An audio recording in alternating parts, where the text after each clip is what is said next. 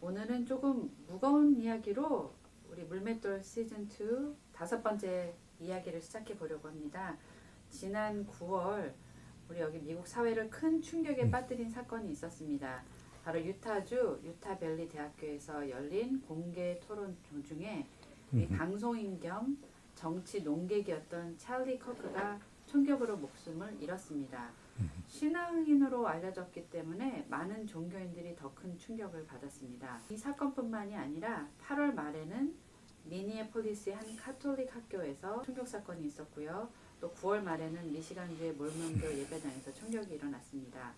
그 자리에는 아이들도 있었는데요. 이런 뉴스를 들으면서 떠오르는 질문이 있어서 우리 민용희 목사님을 찾아왔습니다. 네, 저도 9월 달이 빨리 지나갔으면 했는데 10월이 왔어요. 네. 예, 참 슬픈 그런 달이었던 것 같습니다. 네. 많은 사람들이 지지하고 공감하고 하는 그런 미국의 논객이 토론하는 순간에 죽임을 당했다는 것이 참 슬픈 일인 것 같습니다.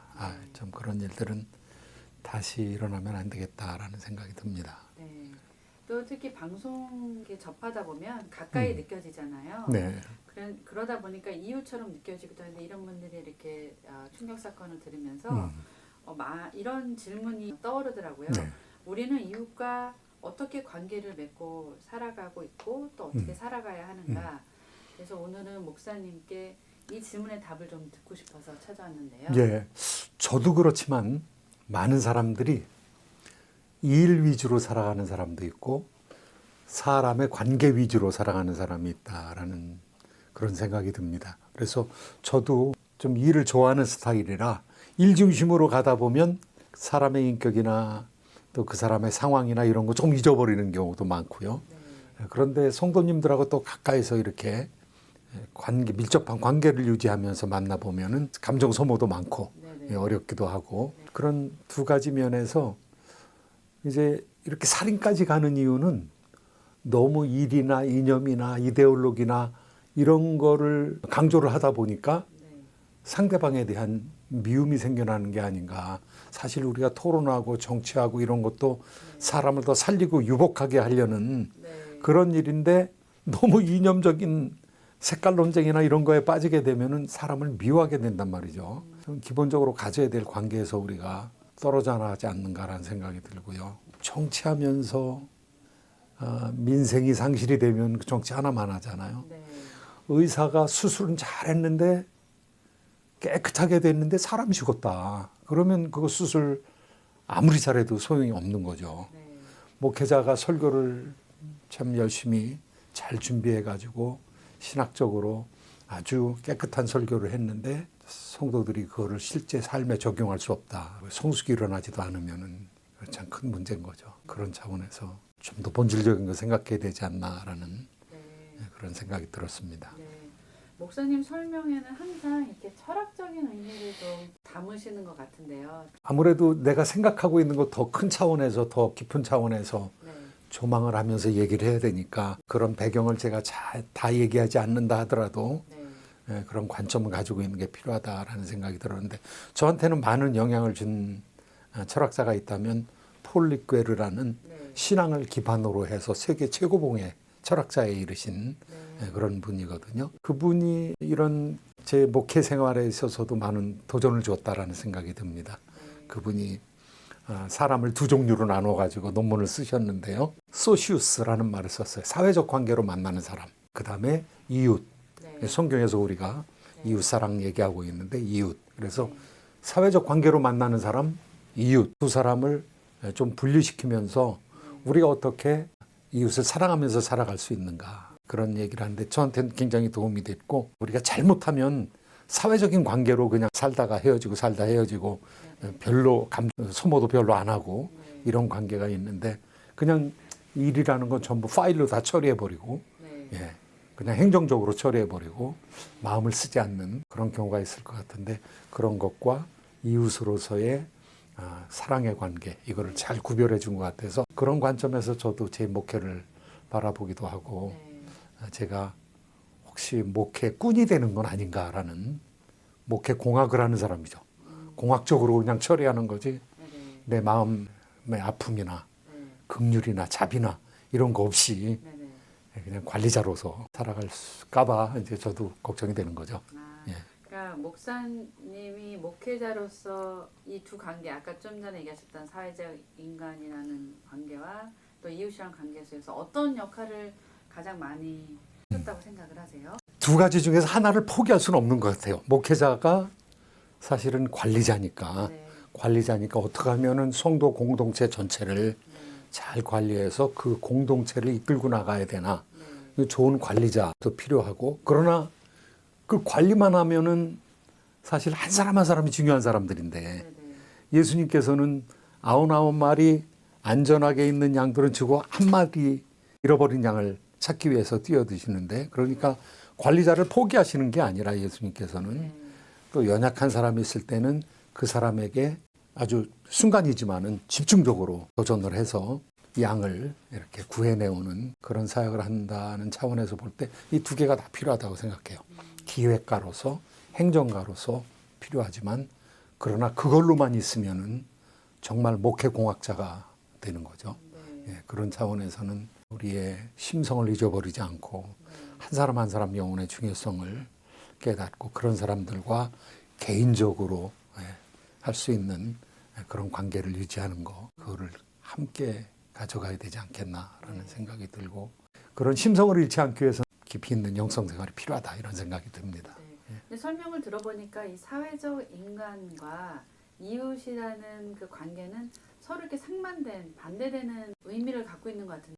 예, 각기 다른 공동체의 각기 다른 차원이라고 하겠죠. 각기 다른 차원인데 사실은 두 가지 면이 다 필요하고, 네. 그런데 잃어버리기 쉬운 것은, 제가 목회를 한 20여 년 이렇게 하면서 느껴지는 것은, 잃어버리기 쉬운 것은 이 마음의 문제, 예, 이 이웃 사랑이라는 애정과 자비와 긍휼의 문제, 이거는 변동이 많은 것 같아요. 이거는 자신의 영성 관리에 의해서 변동이 되고, 또 그냥 일에 묻혀버리면 상실이 되고, 또 어려운 환경에서는 그런 여유를 갖기가 좀 더 힘들어지는 것 같고, 하나님과 기도 생활과 말씀 생활 계속하지 않으면 상실이 되는 것 같고, 그러니까 더 버려지기 쉬운 것은 마음의 문제가 아닌가라는 생각이 들고요. 기독교 공동체는 행정적인 면에 있어서는 저는 국가 공동체나 회사나 군대나 그런 조직을 따라갈 수는 없다고 생각합니다. 그런데 특별히 기독교 공동체를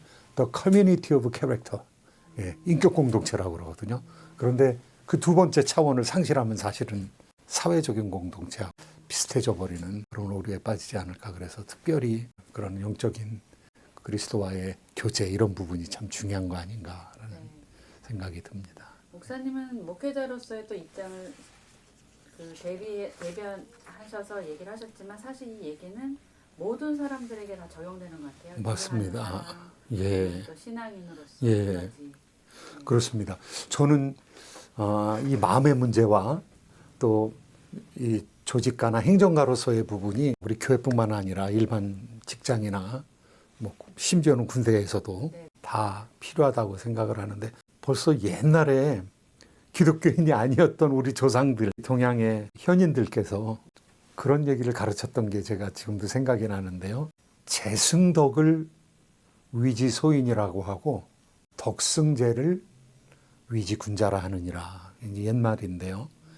재주가 덕을 이기면 소인이고, 덕이 재주보다 더 뛰어나면 그 사람은 군자다 그랬거든요. 그러니까 벌써 옛날 선배들도 재주가 중요하지만 탤런트도 중요하고, 이것도 중요하고 저것도 중요하고, 관리 능력도 중요하고 그렇지만, 그런데 덕스러움은 저는 축적된 인격이라고 봅니다. 그 축적된 인격이 상실이 되면 아무리 똑똑해도 그 재주꾼이다.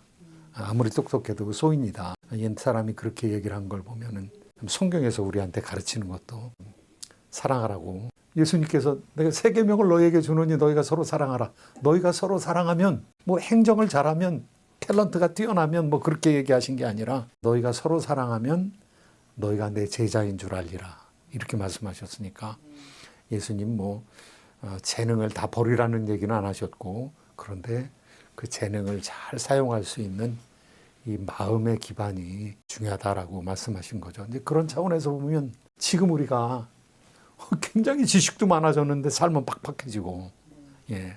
뭐 너무 똑똑한데 사람 죽이고 그러면은 이게 똑똑한 것도 아니고 그건 아무것도 아니거든요. 맞아요. 정말 허무한 거거든요. 저 사람이 나하고 의견이 다르더라도 토론을 통해서 좀 소통이 돼야 되고, 그다음에 너무 미워하지 말아야 되고, 예. 그런데 미워하고 생각이 다르다고 저주하고 죽이고 그러면은 사람 살 세상이 아니죠. 예. 그런 면에서 특별히 기독교인들은 이 마음을 잊어버리지 말아야 된다. 무릇 지킬 만한 것보다 내 마음을 지키라. 이는 생명의 근원이 이에서 남이니라 그랬는데, 예, 우리가 뭐 공부도 많이 해야 되고 이것저것 다 AI도 알아야 되고 뭐 이러지만은 마음을 잊어버리면 다 잊어버리는 거죠, 사실은. 예. 내 이웃을 내 몸과 같이 사랑하라. 그 명령이 오늘 우리가 목사님과의 대화에서 붙잡아야 할 메시지라고 생각이 되는데요. 네. 오늘 이 미국 사회 총격 사건이라는 좀 무거운 주제로 좀 다뤄봤는데 그 주제를 통해서 또 이웃과의 관계를 돌아보는 예, 시간이 된 것 같습니다. 네, 네. 뭐 어려운 문제를 질문해 주셔서 아, 그런가요? 저도 조금 마음이 어둡기도 하지만은 네. 할 수 있는 얘기를 드렸다라는 생각이 드네요. 네. 사실 이웃을 사랑하는 게 어떻게 보면 말은 되게 쉬운데 실천하기가 좀 어려운 것 같은데요. 네, 오늘 그렇습니다. 목사님 메시지 들어보면서 저희가 다시 한번 새롭게 시작할 수 있는 기회가 될 것 같습니다. 오늘도 질문에 명쾌한 답을 주셔서 감사드리고요. 감사합니다. 네, 물맷돌 시청자와 청취자 여러분도 오늘 이 메시지를 들으면서 우리 곁에 있는 이웃과 따뜻하게 관계 맺는 시간이 됐으면 좋겠습니다. 네, 감사합니다. 네, 목사님 저는 또 궁금한 질문을 갖고 다음에 또 찾아오겠습니다. 예, 언제나 환영입니다. 감사합니다. 예. 안녕히 계세요. 안녕히 계세요.